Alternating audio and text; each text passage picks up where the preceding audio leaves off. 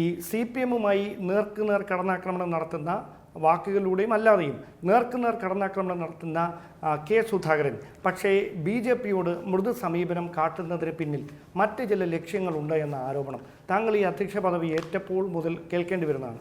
ഇതിലെന്താണ് ഞാൻ കാണിച്ച മൃദു സമീപനം എന്താണെന്ന് തന്നെ ആദ്യം ബോധ്യപ്പെടുത്തും. BJP-യോട് ഞാൻ കാണിച്ച മൃദു സമീപനം എന്താണ്? ഞാൻ ആരേക്കാളേറെ, ഏത് രാഷ്ട്രീയ പാർട്ടിയേക്കാളേറെ ഞാൻ രാഷ്ട്രീയമായി എതിർക്കുന്നത് BJP-യെയാണ്. ഇന്ത്യ ഭരിക്കുന്ന പാർട്ടിയാണ്. ഇങ്ങനെ ഒരു ഭരണം ഇന്ത്യ രാജ്യത്ത് ചരിത്രത്തിൽ ആദ്യമാണ്. നമുക്കൊന്നും ഇഷ്ടപ്പെടാത്ത ജനാധിപത്യ മതേതരത്വത്തിന് വിരുദ്ധമായി മതേതര ശക്തികൾക്കെതിരെയുള്ള പോരാട്ടം നടത്തി ഭരണം ദുരുപയോഗം ചെയ്തൊരു ഗവൺമെൻറ്റാണ് BJP ഗവൺമെൻറ്. ആ ഗവൺമെൻറ്റോടൊന്നും പിന്നെ ഇത് ചെയ്യാൻ എന്താ പറയുക സന്ധി ചെയ്യാൻ ഞാൻ ഉണ്ടാവില്ല.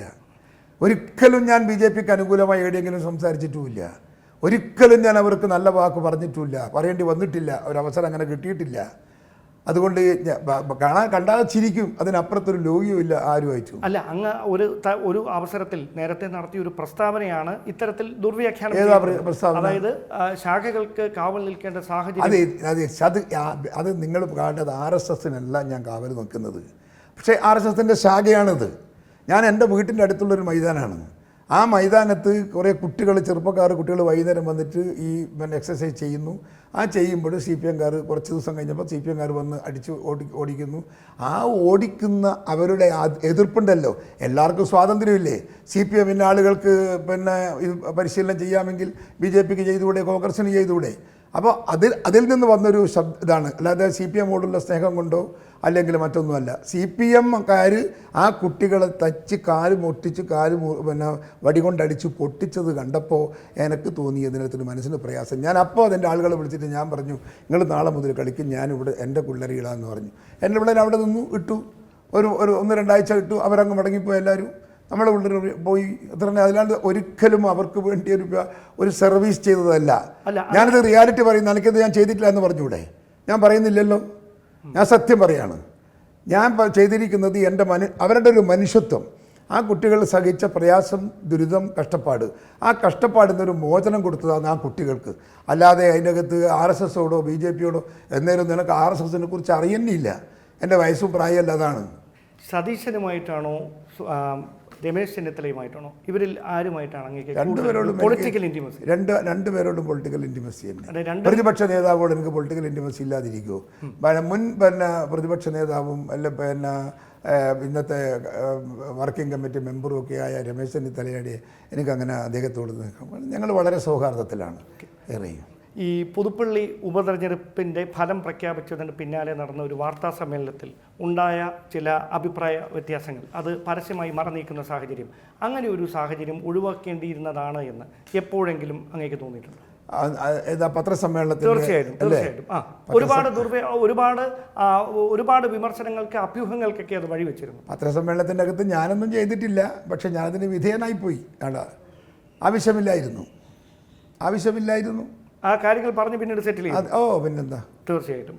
അപ്പോൾ 2 ചോദ്യങ്ങൾ കൂടി മാത്രമാണ് അങ്ങേക്ക് തിരക്കുണ്ടെന്നറിയാം. അതായത് ഈ SNDP-യുമായും വെള്ളാപ്പള്ളി നടേശനുമായും അങ്ങേക്ക് നേരത്തെ മുതൽ ഒരു ആത്മബന്ധമുണ്ട് എന്ന കാര്യം ഞങ്ങൾക്കറിയാം.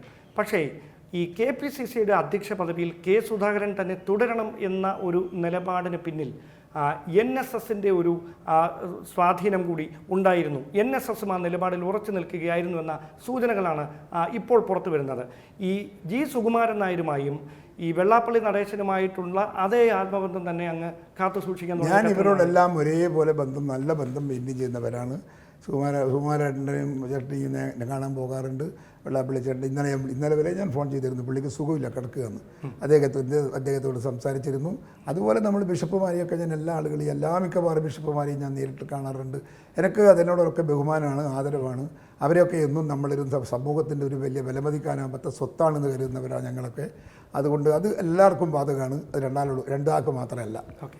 ഈ മതസംഘടനകളുടെ, സാമുദായിക സംഘടനകളുടെ പ്രതിനിധികൾക്ക് രാഷ്ട്രീയത്തിൽ അഭിപ്രായം പറയാനും അവരുടെ അഭിപ്രായങ്ങൾക്ക് പ്രസക്തി ഉണ്ട് എന്നും അങ്ങ് ഇപ്പോഴും വിശ്വസിക്കുന്നുണ്ട്? തീർച്ചയായിട്ടും. അവർ പൊതുരംഗത്ത് നിൽക്കുന്ന ഒരാളല്ലേ.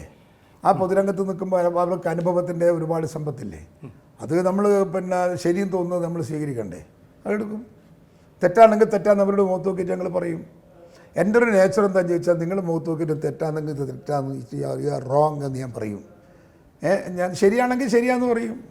അപ്പോൾ ഈ നിയമസഭാ തെരഞ്ഞെടുപ്പിലും KPCCയുടെ പുനഃസംഘടനയുമെല്ലാം ഈ കൃത്യമായി സാമുദായിക സംഘടനകളുടെ പ്രാതിനിധ്യം കൂടി ഉറപ്പാക്കിക്കൊണ്ട് തന്നെയായിരിക്കും. നിശ്ചയമായും അത് കേരളത്തിൻ്റെ ഒരു രാഷ്ട്രീയ പാരമ്പര്യമാണത്, കീഴ്വഴക്കമാണത്.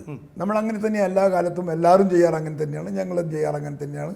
വരാൻ പോകുമ്പോഴും ഞങ്ങൾ അത് തന്നെ ചെയ്യാൻ പോകുന്നത്. അവസാനമായി ഒരു ചോദ്യം കൂടി.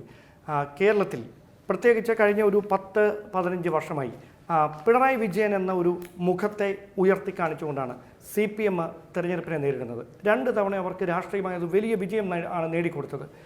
ഇപ്പോൾ ഉപതെരഞ്ഞെടുപ്പുകളിൽ വലിയ രാഷ്ട്രീയ പോരാട്ടം നടന്ന സ്ഥലങ്ങളിൽ പോലും കൃത്യമായി പിടിച്ചു നിൽക്കാൻ അവർക്ക് കഴിഞ്ഞു. അവിടെ അവർ ഒരു സിംഗിൾ മുഖം ഉയർത്തിക്കാണിച്ചുകൊണ്ട്, അങ്ങനെ ഒരു മുഖം ഉയർത്തിക്കാണിച്ചുകൊണ്ട് തെരഞ്ഞെടുപ്പിനെ നേരിടാൻ UDF തയ്യാറായില്ല എങ്കിൽ UDFന് തിരിച്ചടി ഉണ്ടാകുമെന്ന് രാഷ്ട്രീയ നിരീക്ഷകർ പറയുന്നുമുണ്ട്. അവിടെ അങ്ങനെ ഒരു മുഖം ഉയർത്തേണ്ടതിൻ്റെ പ്രാധാന്യമുണ്ട് എന്ന് അങ്ങ് കരുതുന്നുണ്ടോ? പിണറായി വിജയൻ്റെ സ്വന്തം നിയോജക മണ്ഡലത്തിൽ മത്സരിച്ച് ഭൂരിപക്ഷം വാങ്ങിയ MP ആണ് ഞാൻ. അന്നത്തെ രാഷ്ട്രീയ സാഹചര്യം അന്നല്ല, ഇപ്പം അടുത്തല്ലേ, ഞാനിപ്പോൾ വീണ്ടും മത്സരിച്ചപ്പം കിട്ടിയതല്ലേ പറയുന്നത്. ഞാൻ എവിടെ നിന്നാണ് വോട്ട് ഇത്രയും ഭൂരിപക്ഷം വാങ്ങിയത്? 1,22,000 വോട്ട് ഇല്ലല്ലോ, അത് കമ്മ്യൂണിസ്റ്റ് കോട്ടയല്ലേ. അങ്ങ് വിചാരിച്ചിരുന്നില്ല? ഇല്ല, ഇത്ര ഭൂരിപക്ഷമൊന്നും ഞാൻ പ്രതീക്ഷിച്ചിട്ടില്ല. ജയിക്കും എന്ന് എനിക്ക് കോൺഫിഡൻസ് ഉണ്ട്. പക്ഷേ ഇല്ല, പ്രതീക്ഷിച്ചിട്ടില്ല. അത് പ്രതീക്ഷിച്ചില്ല. കിട്ടിയെന്ന് മാത്രമല്ല, ആ കിട്ടിയതിൻ്റെ പിറകിലുള്ള ഛേദോവികാരം അത് ഓരോന്നോരോന്ന് അന്വേഷിച്ചറിയുമ്പോൾ എനിക്ക് അത്ഭുതപ്പെട്ടു. നിങ്ങളുടെ ഇതിനു മുമ്പൊന്നും പറയാൻ കഴിയില്ല.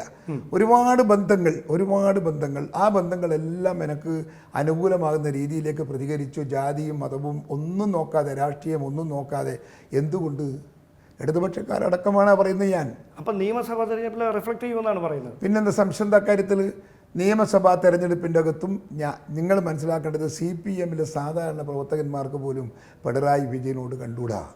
പിണറായി വിജയനോട് അസഹിഷ്ണുതയാണ്. പ്രാദേശിക കമ്മിറ്റികളിൽ പലപ്പോഴും പലയിടങ്ങളിലും പ്രശ്നങ്ങൾ ഉണ്ടാകാറുണ്ട്. പുറത്തറിയാത്തത് കൊണ്ടാണ്. ഇദ്ദേഹത്തിൻ്റെ നയത്തെ അവിടെ CPMൻ്റെ അകത്തുള്ള പ്രവർത്തകന്മാർ ഏറെയും ഇഷ്ടപ്പെടാത്തതാണ്.